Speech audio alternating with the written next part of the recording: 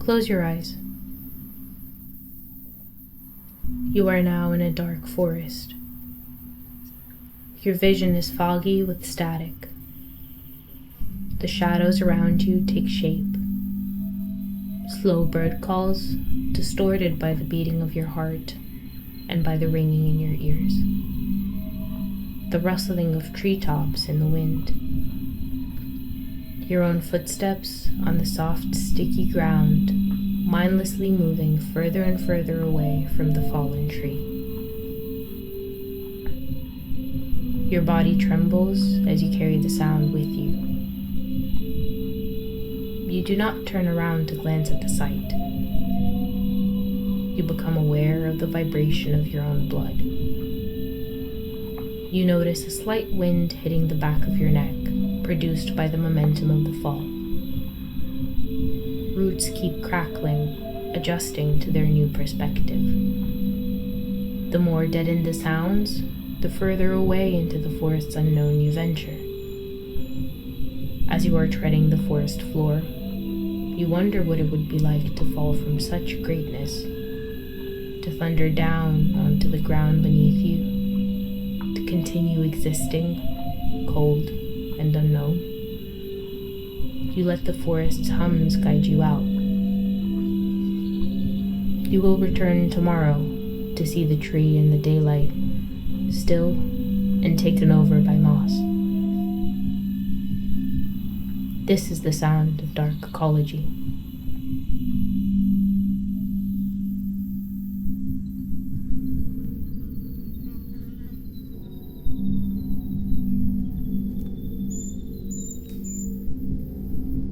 This body of research is a small fragment of my wider investigation of sonic ecologies.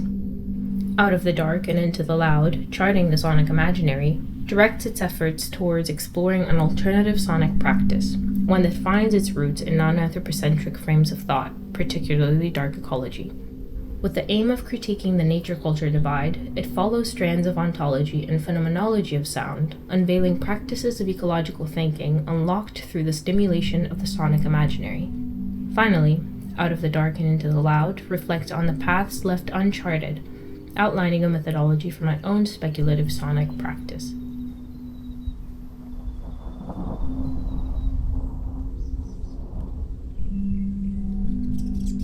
Before setting off, we must assemble a toolkit. Sound ecology is a discipline focused on capturing how organisms, human and otherwise, interrelate acoustically, and through these findings, drawing conclusions upon the changes our world experiences. Soundscape ecologist and field recordist Bernie Krause coined the terms biophony as the collective sounds produced by non-human biological sources, geophony as sounds produced by non-biological phenomena such as water, wind, and earth movement, and anthrophony to describe the totality of sound produced by humans. The research presented today is concerned with exploring the increasingly blurring line between the three. These three classifications of sound show the perpetual flux of landscapes and can reveal major ecological events. Silence in the natural world implies a disappearance. What goes silent is actually no longer there.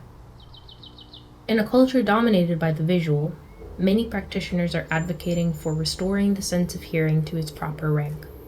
Deep listening is Pauline Oliveros' curative proposal, which entails an active listening in as many ways as possible simultaneously, changing and being changed by the listening. Oliveros aspires to a heightened state of awareness through this new engagement with sound. What my practice aspires to is a curious and gentle way of knowing, that is, first and foremost, sound-driven. This discussion looks at the ways in which my practice transforms deep listening into quantum listening, or listening to more than one reality simultaneously. When assessing the properties of sound for research, Its ability to permeate space more profoundly than any of the senses becomes vital. While the visual element of sonic ecology is practically non-existent, there is no movement or activity that is not revealed by noise.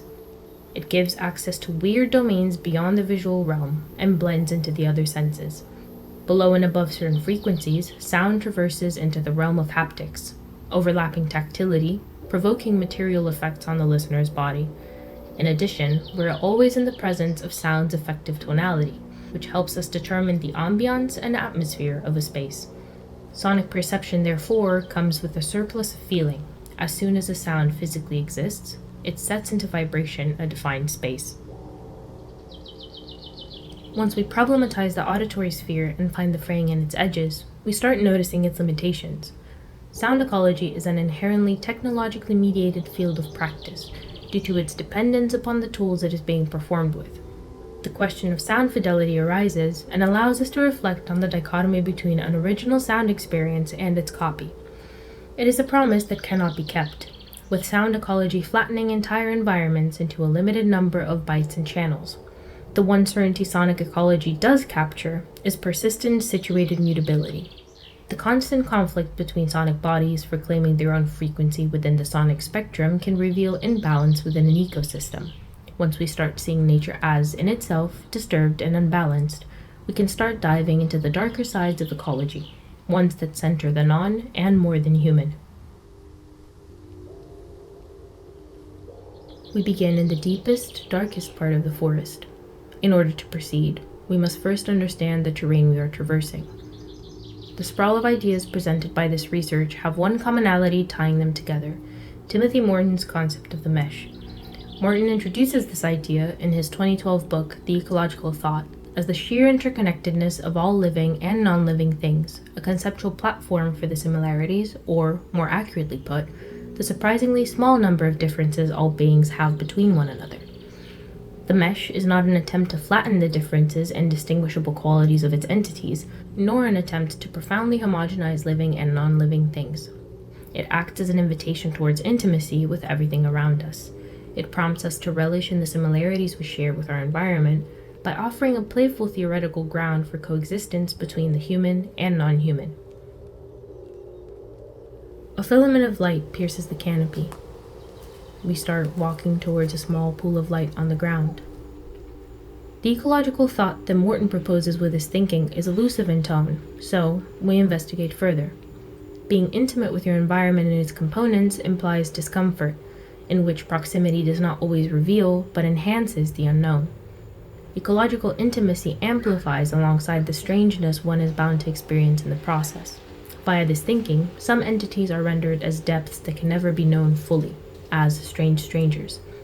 Despite their strangeness, we are inextricably linked to them. Life forms of all kinds, but especially of the non-human kind, become strange strangers the closer we get to them. The more we approach, the deeper we fall into dark ecology, which Timothy Morton describes as a sinister, paranoid moment of ecological awareness that takes shape when we start thinking at Earth magnitude. This type of thinking proposes that, upon noticing it, we become engulfed by the mesh. Once the vast interconnectedness of the world has been revealed to us, this way of perceiving ecology cannot be prevented or reversed. Dark ecology becomes about a weird knowing, or knowing in a loop. The highlighted patch on the ground seems too bright and blurry to discern. We seem to know what it is, but we can never be too sure. In an attempt to find familiarity, we pull out a looking glass. Dark ecology is about becoming comfortable with the strange familiar. In his 1919 essay, Sigmund Freud defines the uncanny as a fear of the unfamiliar, of the strange that was once hidden from us and now has been slowly uncovered. The duality of the word uncanny, original German unheimlich, is a source of life for dark ecology. Uncanny can at once refer to the unfamiliar, or to that which was always there, cast in shadow, and therefore inaccessible to us. The blurring between the meanings behind the uncanny create the perfect site for dark ecology to be revealed, as iterated upon by Morton. Our sense of planet is not a cosmopolitan rush, but rather the uncanny feeling that there are all kinds of places at all kinds of scale: dinner table, house, street, neighborhood, earth, biosphere, city, bioregion, tectonic plate. Moreover, and perhaps more significantly, bird's nest, beaver's dam, spider web, whale migration pathway, wolf territory, bacterial microbiome. A heavy atmosphere falls over the forest. A wispy fog swirls at our feet. We quickly realize that nature was never there to begin with. It has always been here and now. Philosopher Slavoj Žižek seconds the need for an ecology without nature, through radical ecological criticism, through querying nature itself.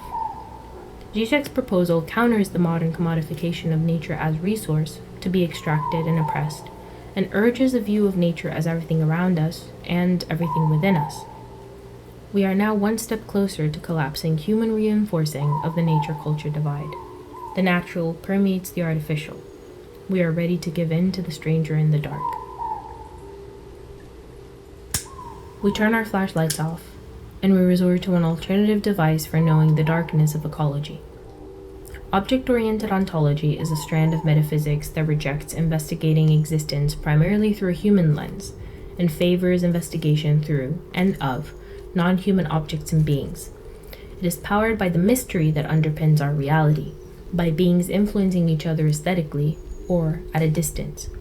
When applied to dark ecology, it urges us to view the components of the environment as simultaneous yet autonomous beings.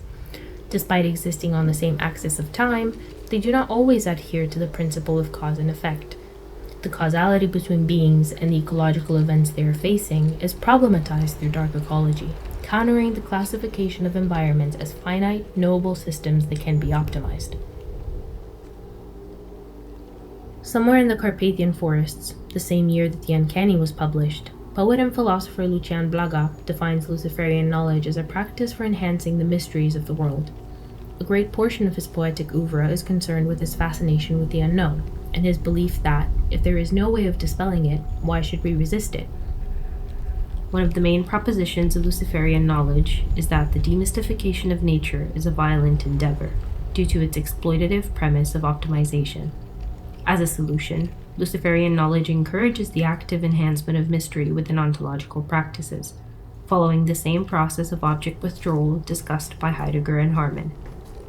There is an inherent darkness to this nomenclature, yet this sentiment traverses multiple European borders, being defined by feminist French writer Hélène Cixous as amour autre. To love, to watch, think, seek the other in the other, to despecularize, to unhoard. This is what nourishes life, a love that has no commerce with the apprehensive desire that provides against the lack and stultifies the strange, a love that rejoices in the exchange that multiplies. Through investigating ecology sonically, we not only open ourselves up to the supernatural, but to the virtual, by virtue of the properties of sound. I believe that these conceptual frameworks can be applied towards the investigation of a new type of materialism, spectral in nature, one that centers the oral and echoes feminist accounts of matter, such as those of Karen Barad and Judith Butler. Sound then becomes equally probe and material for fostering ecology-driven speculative design practices.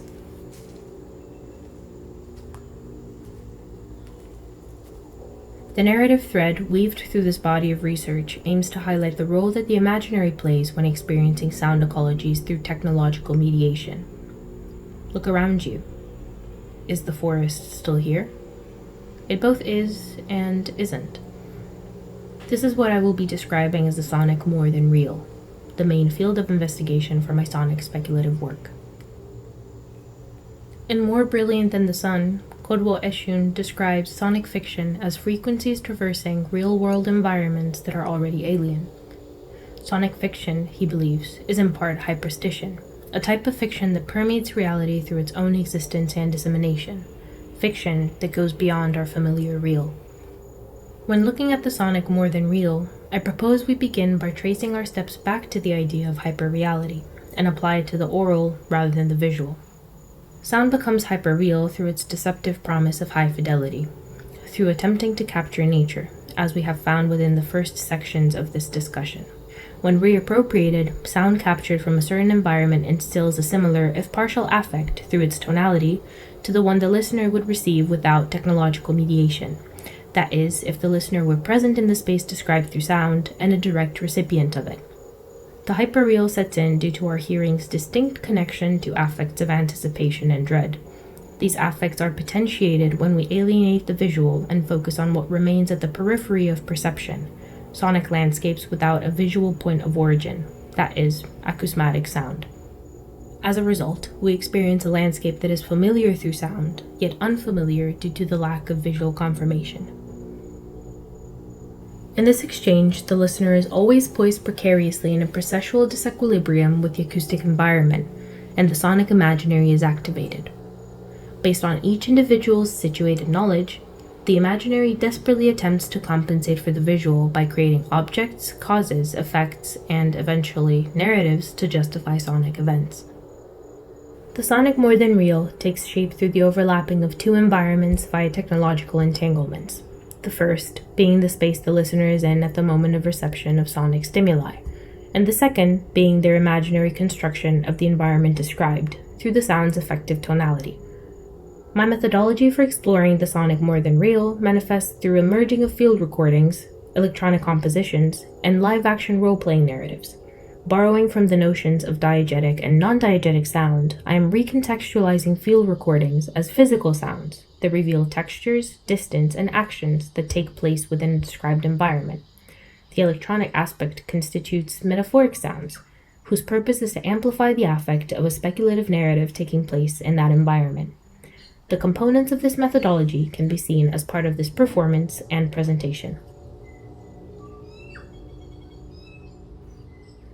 My practice so far has explored multiple aspects of sound production, manipulation, and composition, alongside intentional world building.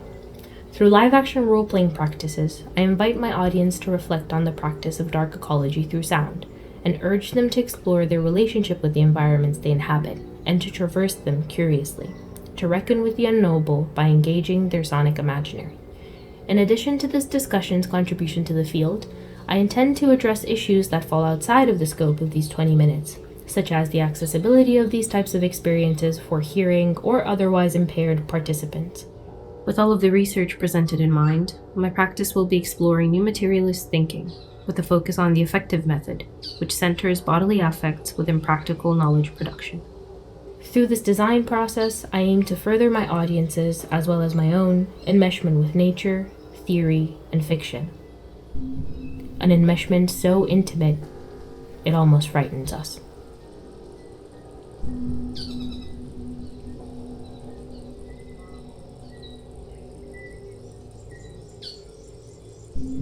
It is now tomorrow. You lie next to the tree. You keep your ear to the ground and listen to the sounds of the forest's immediate future, and wait patiently for those that have not reached you yet.